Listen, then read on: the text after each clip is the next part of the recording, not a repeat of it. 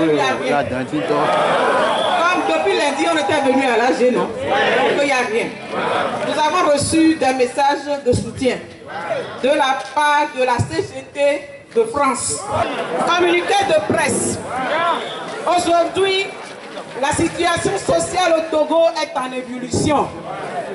Les travailleurs du secteur public et parapublic luttent depuis des semaines avec la synergie des travailleurs du Togo STT pour de meilleures conditions de travail et de vie décentes.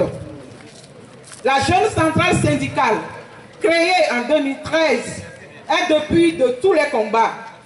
Les revendications portées visent directement à l'amélioration de la vie quotidienne des travailleurs togolais avec la revalorisation de la grille salariale, le relèvement des allocations familiales par enfant à 10 000 francs, CFA 15 €, si ce n'est pas minable. Le versement d'une indemnité de transport et l'harmonisation de la retraite.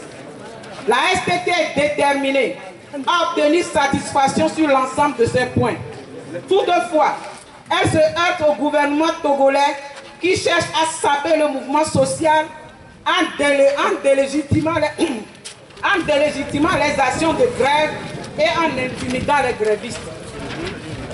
Ainsi, a été rendue publique une note du ministère du Travail destinée au ministère et secrétaire d'État demandant communication des noms des grévistes et les menaçant à mots couverts de licenciement et de sanctions administratives.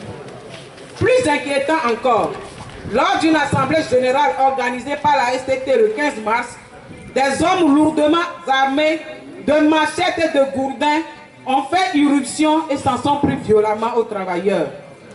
La CGT condamne avec force ces actions de déstabilisation du mouvement légitime de grève et des exactions commises à l'encontre des travailleurs. Elle témoigne de tout son soutien et sa solidarité à la STT et salue son combat pour la satisfaction des attentes des travailleurs togolais.